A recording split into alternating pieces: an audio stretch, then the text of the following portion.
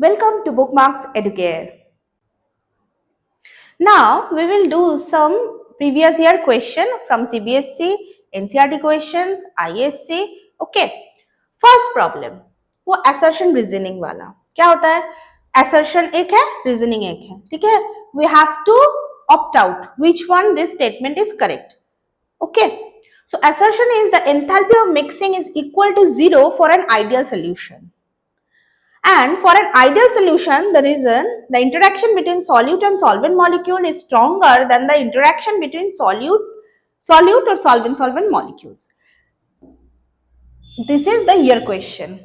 Okay. The first one is correct. The enthalpy of mixing is equal to 0 for an ideal solution. It is perfect. It is equal to 0. But the second one, an ideal solution में क्या होता है? Solute solvent किसी का कोई interaction नहीं होता है, all are evenly distributed. Okay, so ये जो रीजन है वो रॉन्ग है. So A is true but R is false. So our option is C. Clear? Our option is C. Now the second one, an azeotropic solution of two liquids has a boiling point lower than either of the two when it, मैंने पहले बोला था azeotrope is very important. जब positive deviation होता है तब क्या होता है? लोअर बॉइलिंग पॉइंट होता है ना. तो that is the answer one. फिर से positive deviation lower azeotropic boiling point, negative deviation higher azeotropic boiling point. Okay, next our problem.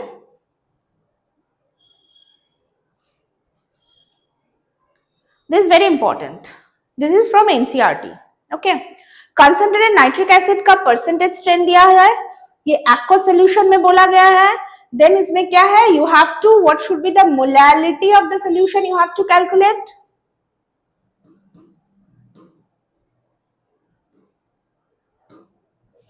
And उसका density is given. तो first, what will we do? हम लोग क्या करेंगे कि कोई भी स्ट्रेंथ उसका क्या करना होगा? Molarity we have to calculate. तो वी नो कि फॉर 1000 ml सोल्यूशन के लिए मोलैरिटी होता है. तो फॉर 1000 ml सोल्यूशन हम लोग क्या करेंगे? उसका पहले वॉल्यूम और उसका डेंसिटी इसको मल्टीप्लाई करेंगे तो 1000 ml का मास मिल जाएगा, है ना. तो फिर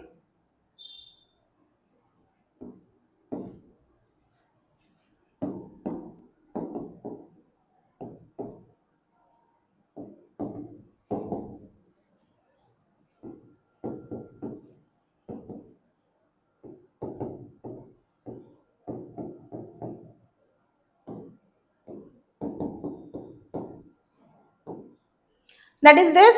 ओके, नेक्स्ट हम लोगों को क्या करना होगा? Nitric acid. मैंने पहले भी बोला था नाइट्रिक एसिड का we have to calculate the molecular weight, और वो कितना है? 68% बाय मास. ओके, तो इसका 68% है. So weight of nitric acid in 1000 ml solution, ये तो 1000 ml सोल्यूशन का ही है ना मास. कितना होगा? 1504 इंटू 68 बाय 100 ग्राम. ठीक है, सोच लो ये आया ए. ठीक है, अभी next we have to calculate the molecular weight of nitric acid. Generally वो कितना होता है? 63. नाइट्रोजन का 14, हाइड्रोजन का 1, 14 प्लस 1 15, और ऑक्सीजन का 3 इंटू 16 करके कितना आता है? 63 ग्राम. सो तो फिर नंबर ऑफ मोल्स कितना होगा? Number of moles of HNO3 in 1000 ml is equal to A by 63, and this value is जो भी आएगा that is the molarity of the solution. Okay, what is the definition? In 1000 ml solution में कितना मोल solute है? That is the molarity of the solution. Okay, question क्या था? molarity था. ठीक है, तो steps देख लो. पहले mass of the solution, then उसमें कितना solute है 1000 ml के हिसाब से करेंगे क्योंकि molarity 1000 ml, normality के भी वही होता है, normality 1000 ml. फिर मॉलिक्यूलर वेट और जितना मास है उसको डिवाइड करके हम लोगों को मोलैरिटी मिल गया. ठीक है। Next problem, a solution of lactose containing इतना ग्राम ऑफ लैक्टोज और इतना gram of water, so lactose is solute, है ना। So you have to write given solute मतलब W2 इज इक्वल टू 8.45 ग्राम, ठीक है। नेक्स्ट W1 100 ग्राम, ठीक है। नेक्स्ट क्या बोला है कि has a vapour pressure of this, तो ये किसका वेपर प्रेशर है, ये सोल्यूशन का वेपर प्रेशर है ना।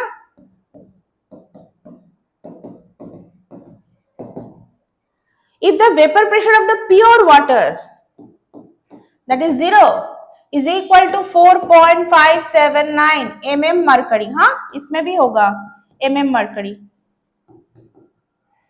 ठीक है। तो मॉलिक्यूलर वेट ऑफ लैक्टोज, तो वो फॉर्मूला याद करो,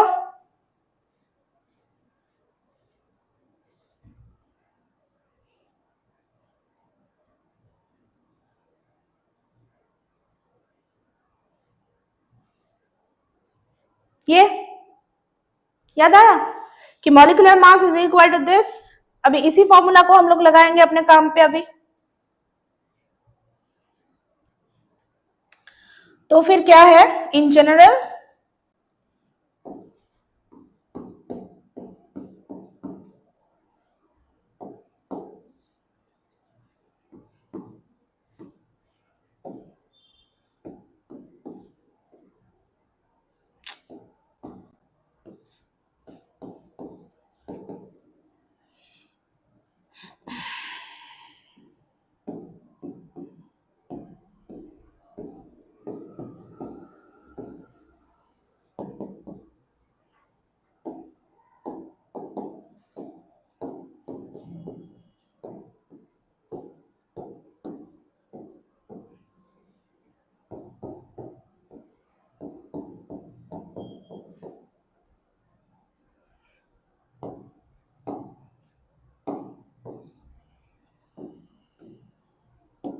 ठीक है। अभी इसमें वैल्यू बिठाओ, W2 को इधर बिठाओ, W1 को इधर बिठाओ, M1 for water is 18, that is 18 for water, है ना, ये वाटर है तो।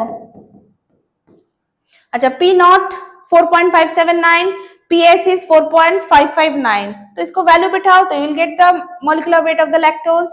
वेरी इजी है, सोल्यूशन से डरना नहीं है, एकदम डरना नहीं है, बहुत इजी है। Okay next. अच्छा पहले वाला क्वेश्चन किधर से था, ये तो हम लोगों ने बोला ही नहीं, this is ISC 2012। Okay next वाला, दिस इज फ्रॉम NCERT। क्या है क्वेश्चन, इसमें question, an antifreeze solution is prepared from this gram of ethylene glycol and eighty gram of water, calculate the molarity of the solution, if the density of the solution is this, then what shall be the molarity of the solution. Okay तो इसमें हम लोगों का क्या होगा, solute होगा ethylene glycol,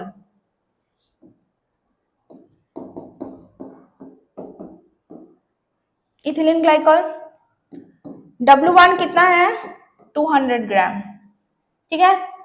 molality calculate करने के लिए बोला है, डेंसिटी गिवन, डेंसिटी पे हम लोग बाद में आता है, मोलैलिटी मतलब स्मॉल m,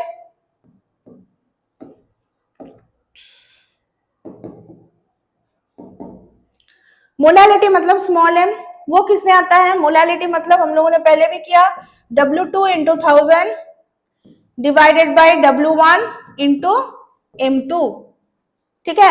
अभी what is ethylene glycol, ethylene glycol is CH2OH, CH2OH, तो इससे दिस इज इथाइलिन ग्लाइकॉल, तो इससे you can calculate the molecular wait. Okay दो कार्बन है मतलब 2 into 12 plus 2 into 12 plus hydrogen कितना है 2 + 2 + 2 4 5 6 into 1 प्लस ऑक्सीजन कितना है 2 into 16, तो इसको सम अप करो तो you will get the molecular mass. और W2 तुम लोगों का क्या है 222.6, W1 क्या है 200 ग्राम, तो इसको करके you will get the molality of the solution. Okay fine. Next density is given, and you have to calculate the molarity of the solution. okay, density मतलब 1000 ml में कितना, अभी हम लोगों को पता है 200 ग्राम ऑफ वाटर मतलब क्या है 200 ml ऑफ वाटर. अच्छा,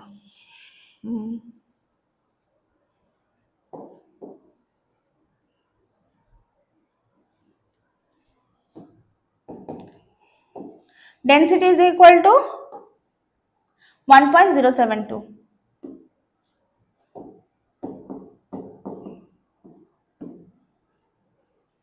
ठीक है, तो 1.072 मतलब उसमें कितना होगा, इसमें है हम लोगों का, अगर वॉल्यूम हम लोग 1000 ml करते हैं तो सोल्यूशन का मास कितना होगा 1072 ग्राम. ठीक है, अभी हम लोगों ने क्या देखा है कि 222.6 ग्राम है 200 ग्राम में. ठीक है, तो टोटल सोल्यूशन अगर होता है उसको मास दोनों को ऐड करो, W1 प्लस W2 जितना आता है उसमें कितना W1 है, सॉरी W2 कितना है 222.6. मास के हिसाब से हम लोग कर रहे हैं. सो W1 प्लस W2 जितना है उसमें W2 कितना मतलब सॉल्यूट कितना है, W2 gram solute is there.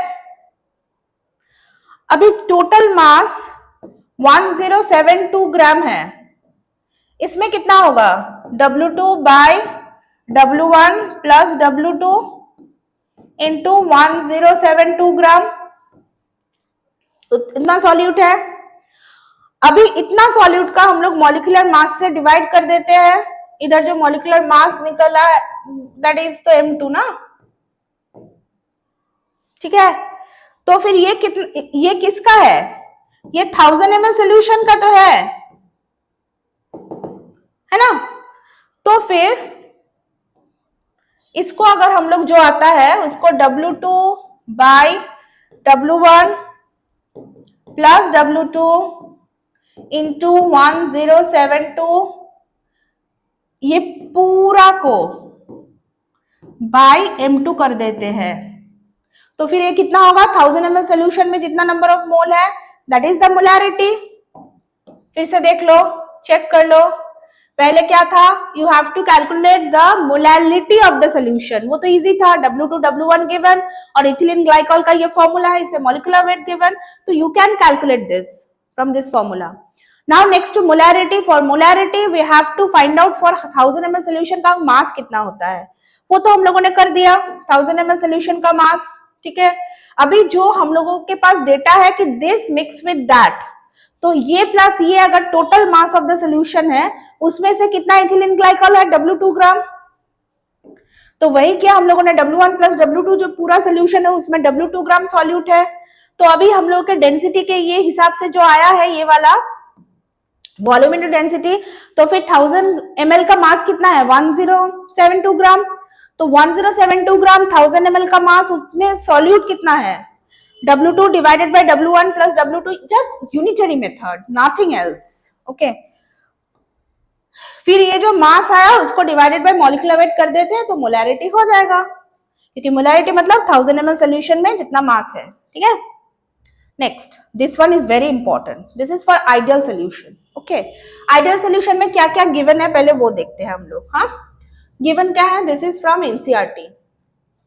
ये है पहले बेंजीन और टॉलुइन का प्योर का दिया हुआ है, तो P0 benzene is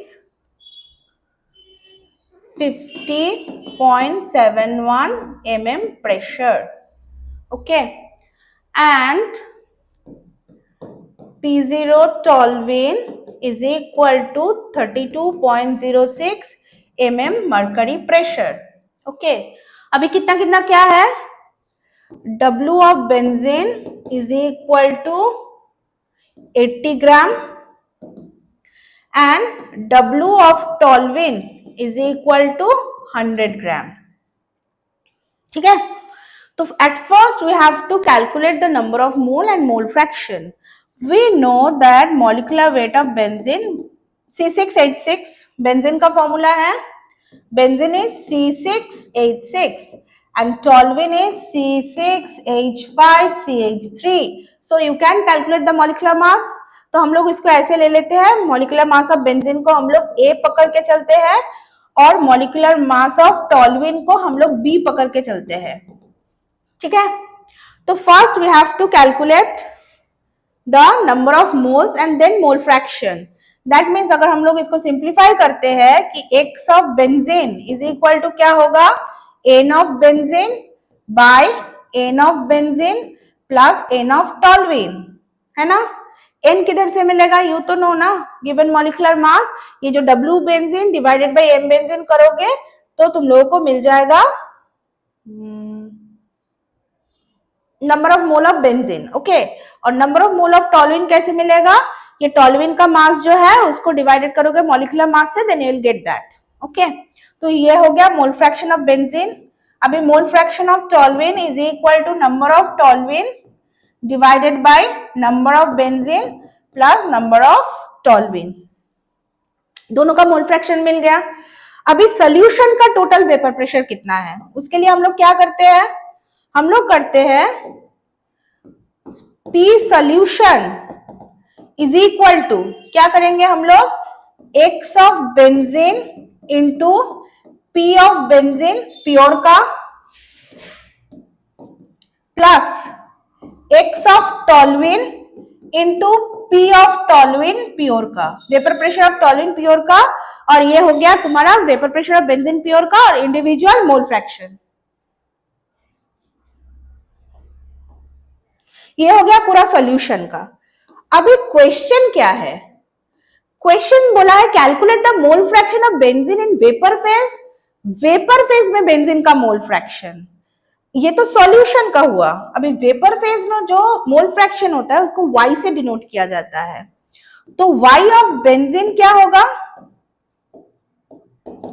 Y of benzene ये term divided by total solution का जो वेपर प्रेशर, मतलब x of benzene into P not of benzene divided bye P of solution total का। हाँ, सेम फॉर अगर टॉलुइन का भी बोला जाता है तो ऐसे ही करना होगा, mole fraction of toluene into pure vapour pressure of the toluene and divided by the solution का जो वेपर प्रेशर है, दोनों का मिला के, okay. This is very good example of ideal solution, मैं वो भी करके दिखा रही हूँ।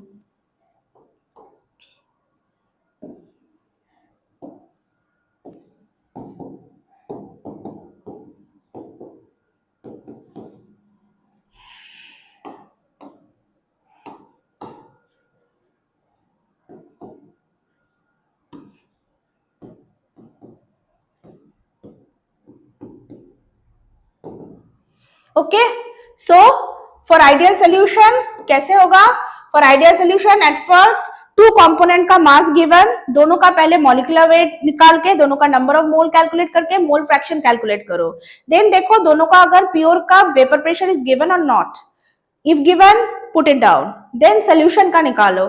सोल्यूशन मतलब इंडिविजुअल कंपोनेंट का जो कैलकुलेशन करके जो आता है वो वाला, ये दिस एंड दिस, ओके करके फिर वेपर फेज में क्या होता है मोल फ्रैक्शन, वेपर फेज का मोल फ्रैक्शन होता है इंडिविजुअल ये डिवाइडेड बाय सॉल्यूशन का, is very important.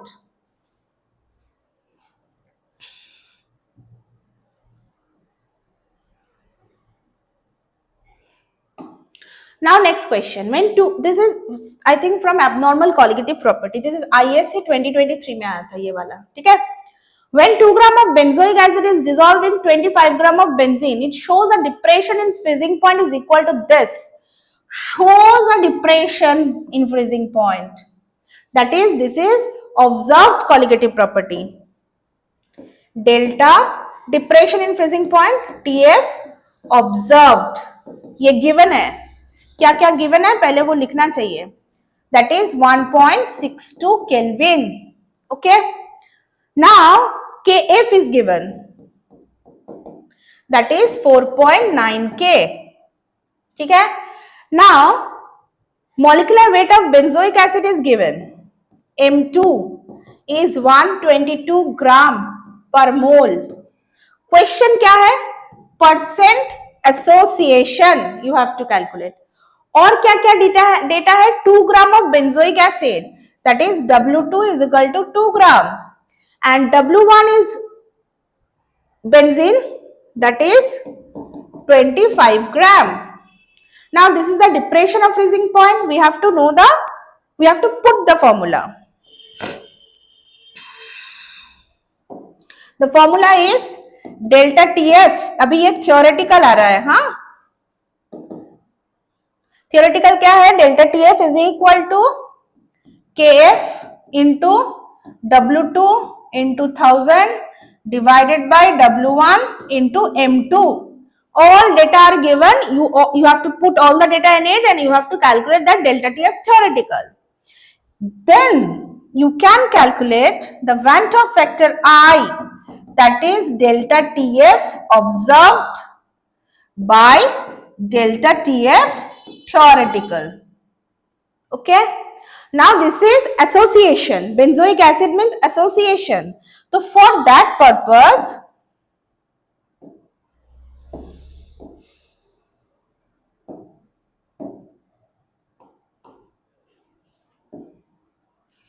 X is equal to association.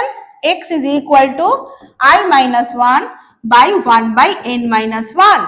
It is benzoic acid. So we know benzoic acid forms dimer. So it will be 1 by 2. Benzoic acid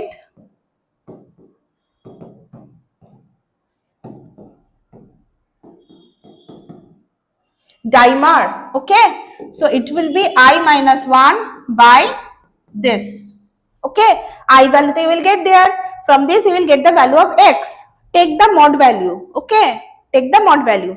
And X, अभी question देखो, वही मैं बोल रही थी पहले भी कि क्वेश्चन देखो परसेंटेज है ना, तो nothing to worry, whenever you get that X, multiply that with X. Okay. इससे you will get the percentage association. Again I am telling you, जो क्वेश्चन में गिवन है दैट इज ऑब्जर्व्ड, देन बाकी सब data को मिला के you have to calculate the theoretical one, then the Van 't Hoff factor I is equal to observe by theoretical, उसको मिला के you will put the this is the degree of association X, I minus 1 by 1 by N minus 1, ये करके you will get the X value, उसको 100 से multiply करो, you will get the percentage association.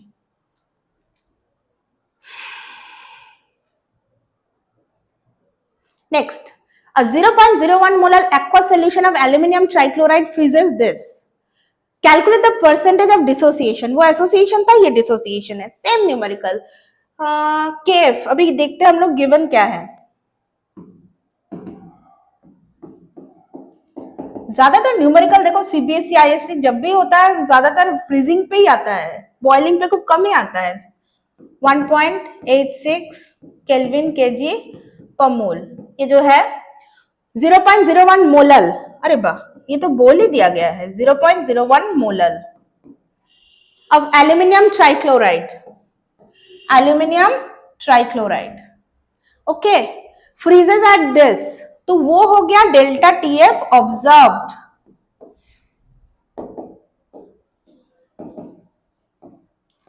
Degree Celsius, तो difference in kelvin और degree Celsius, whatever may be the scale, the difference is difference ना, so we can write it in the, put it down to the directly. Okay, so again the formula is delta TF theoretical is equal to KF into molality.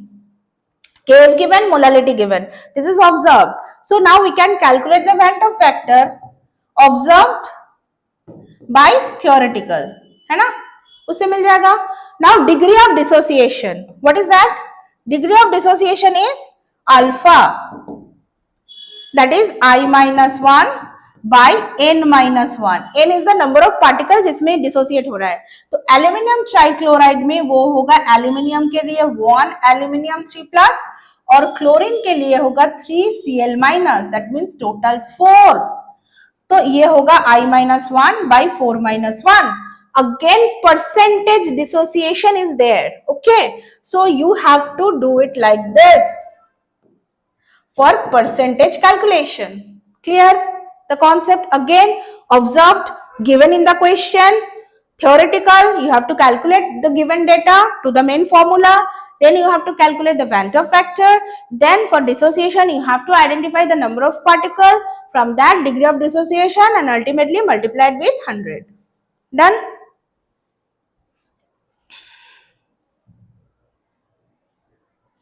Now determine the osmotic pressure of a solution prepared by dissolving this amount of potassium sulfate in this water, assuming that is completely dissociated.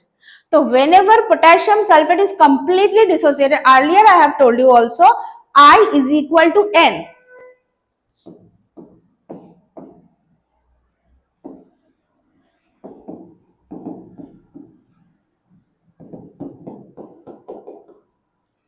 Potassium sulphate है ना,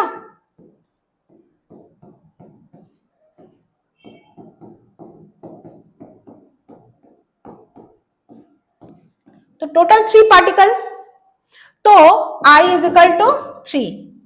done. Next osmotic pressure में क्या बोला गया है कि dissolving एथो इन एथो एथो एथो. तो observed, तो पाई जो ऑब्जर्व्ड होता है that is equal to Van 't Hoff factor मतलब क्या, observe by theoretical is equal to I, that means observe is equal to I into theoretical. Okay, so फिर आई है कितना 3. थ्योरेटिकल मतलब सीआरटी, सीआरटी को हम लोग सिंप्लीफाई करके क्या करते हैं, N by V R T, N by V R T को फिर से सिंप्लीफाई करके क्या करते हैं, W R T by M V. W is 0.025 gram. Okay. R is 0.082 liter atmospheric pressure, universal gas constant.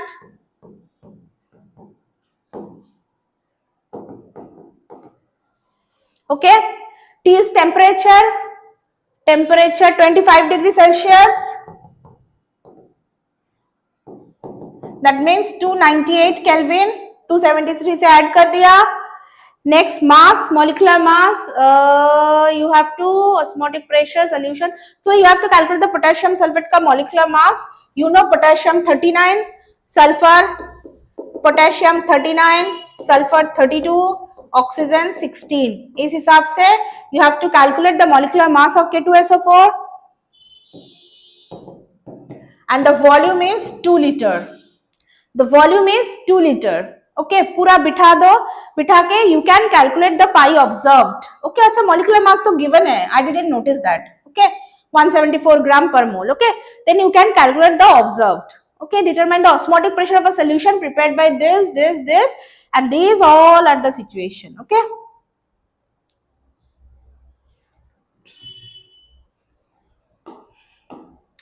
Now, a solution containing, ये किसमें आया था, ISC 2020. अच्छा, प्रीवियस वाला किसमें आया था, ये ISC 2020. बाप रे, ISC 2020 इज कोरोना ईयर, इसमें कितना सारा क्वेश्चन आया.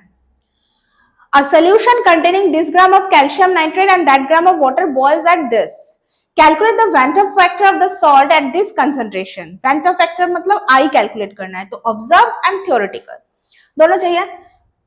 Boils at this, तो this is our observed value. तो डेल्टा टीबी क्या है, सोल्यूशन वाटर में है, तो इसका बॉइलिंग पॉइंट कितना है, 100 डिग्री सेल्सियस. तो डेल्टा टीबी कितना होगा, ऑब्जर्व्ड वो होगा 100.975 माइनस 100. एक्चुअली इसको केल्विन में कन्वर्ट करके करना पड़ता है, तो उस हिसाब से अगर हम लोग करते हैं तो ये आता है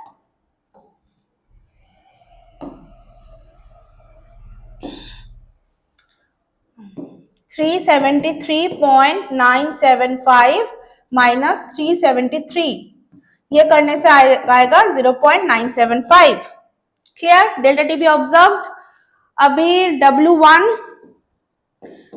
10 ग्राम of water, W2 1.23 gram of calcium nitrate, molecular weight M2 of calcium nitrate is 164 gram per mole given. ठीक है. अभी delta TB observed is there. Now delta TB theoretical is equal to क्या होगा, Kb into W2 into 1000 divided by W1 into M2। ये करने से हो जाएगा हम लोगों का, वैंट ऑफ फैक्टर के लिए बोला है ना, तो इट्स इजी। Kb का वैल्यू तो ऑल्सो गिवन हियर, ओके। तो डेल्टा टी भी थ्योरेटिकल हो गया। Kb का वैल्यू कितना बोला है, 0.52 केल्विन केजी पर मोल। Kb 0.52 केल्विन केजी पर मोल।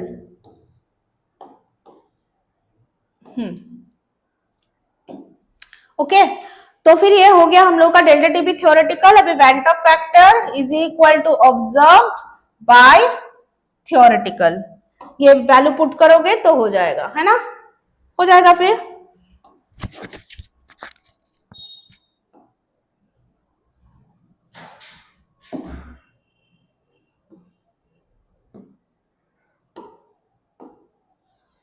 Now, few conceptual questions are there.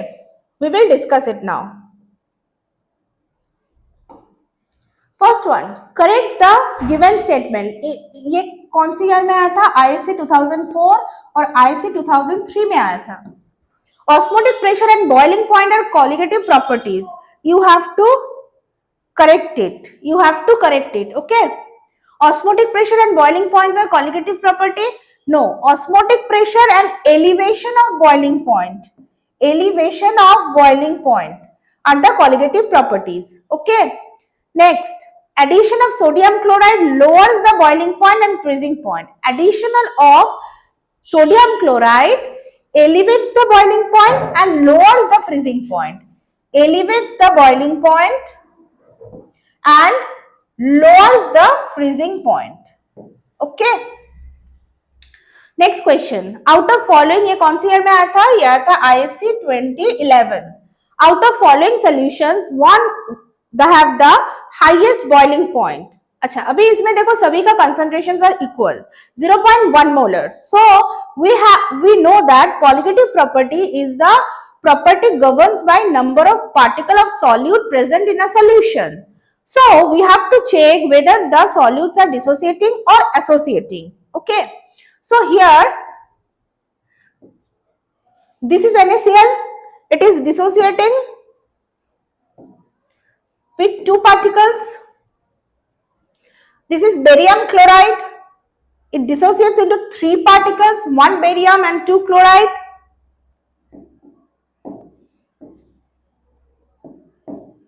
This is potassium nitrate, it dissociates into two ions, one potassium, one nitrate. And this is potassium ferrocyanide. Here ये दो है और इधर ये क्या है, 4 potassium plus 1, ये बड़ा वाला radical, the complex portion, 4 plus 1 5. That means इसका colligative property intense होगा। अभी क्वेश्चन है highest boiling point. We know elevation of boiling point occurs. So सबसे ज्यादा boiling point होगा इसमें। Number of particle higher, तो intense colligative property. Next question, CBSE All India 2018. First question, give reason. Measurement of osmotic pressure method is preferred for the determination of molar masses of macromolecules such as protein and polymer. Yes, because osmotic pressure is the one colligative property which measures at room temperature, and these all are the macromolecules and these all are temperature sensitive. So that's why the osmotic pressure is the only colligative property which is measured, again I have told you, telling you कि that is measured at room temperature. So that's why osmotic pressure से macromolecule, polymer all are thermosensitive, उन लोगों का molecular mass calculate किया जाता है, ठीक है। and इन लोगों का osmosis भी बहुत अच्छा होता है compared to other. And last one, the aquatic animals are more comfortable in cold water than in warm water. Why? Because cold water में क्या होता है, मैंने क्या कहा था पहले कि gaseous compounds are more dissolved whenever the temperature is normal. Whenever you raising the temperature, the solubility of the gas decreases. So जितना temperature high होगा तो aquatic body जो होता है उसमें क्या होगा, सॉल्युबलाइज ऑक्सीजन का मात्रा कम होता जाएगा। तो दैट्स वाई जितना कोल्ड होगा उसमें ऑक्सीजन का मात्रा ज्यादा होता है, इसलिए the aquatic animals are more comfortable in cold water compare to the hot water. The last one, elevation of boiling point at 1 molar KCl solution is nearly double than that of 1 molar sugar solution. Just look at this question. KCl मतलब दो particle और sugar का कोई association dissociation नहीं होता है, इसका एक मॉलिक्यूल मतलब एक ही मॉलिक्यूल होता है, ठीक है। सो दैट्स वाई इसका जो क्वालिटेटिव प्रॉपर्टी होगा वो उसका डबल इफेक्ट दिखाएगा। That's why we know that elevation of boiling point is a qualitative property and इसका क्या होता है, डबल इफेक्ट दिखाता है compare to sugar. So our next problem is on isotonic solution. So what is the problem? It's a problem on 1.9 gram KCl is isotonic with 33.5 gram per 100 ml of urea solution. So what we know for isotonic solution, दोनों का osmotic pressure will be equal, that is pi KCl is equal to pi urea. Okay. Now what we know कि क्या क्या given है, पाई KCl is equal to pi urea if it is there. So एक होगा theoretical, क्योंकि अगर हम लोगों को degree of dissociation alpha we have to calculate, for that we have to know the I. तो KCl के थियोरेटिकल वैल्यू से जो आएगा दैट इज थियोरेटिकल, और यूरिया का जो होगा that will be the observed. तो जब ये KCl ये होगा दैट इज ऑब्जर्व्ड, तो यूरिया का क्या है, तो हम लोगों को क्या पता है कि pi is equal to WRT by MV। So for urea it is W मतलब यूरिया कितना है 33 gram, R is 0.082 litre atmosphere, temperature is 25 degree Celsius, so it is 298 Kelvin. When the temperature is not mentioned, we should take at room temperature. Okay, by MV. Molecular mass of urea is it's given 60 and the volume is 100 ml. तो ये जो urea का आया that is equal with the KCl, that is the observed KCl value. Okay, तो ये है urea और क्या है, this is pi KCl observed. Now we have to calculate the theoretical one. Pi KCl theoretical one is equal to WRT by MV. W कितना है, W है 1.9 ग्राम, 1.9 ग्राम, R 0.082। अगर हम लोग एक्चुअली टेम्परेचर ना भी दे तो नो इशू, बोथ साइड में जब रहेगा या रेशियो होगा RT वो नलिफाई हो जाएगा, ठीक है। हम लोग इसको मतलब ना ले तब भी चलेगा। Okay, so it's 298 kelvin divided by molecular mass KCl 74.5 and volume is again 100 ml। सो ये हो गया थ्योरेटिकल। हाँ, क्यों, अगर तुम इन दोनों का कैलकुलेट करके वैल्यू देखोगे तो दोनों अलग आएगा। ओके, ये value is different than this value. Okay, so जो पाई यूरिया का है that is actually the observed of KCl और KCl का ये है theoretical. And what we know about the I, that is van't of factor observed by theoretical. So ये जो observed है वो वाला डिवाइडेड, इसका एक वैल्यू आएगा, सोचो A, इसका वैल्यू आया B।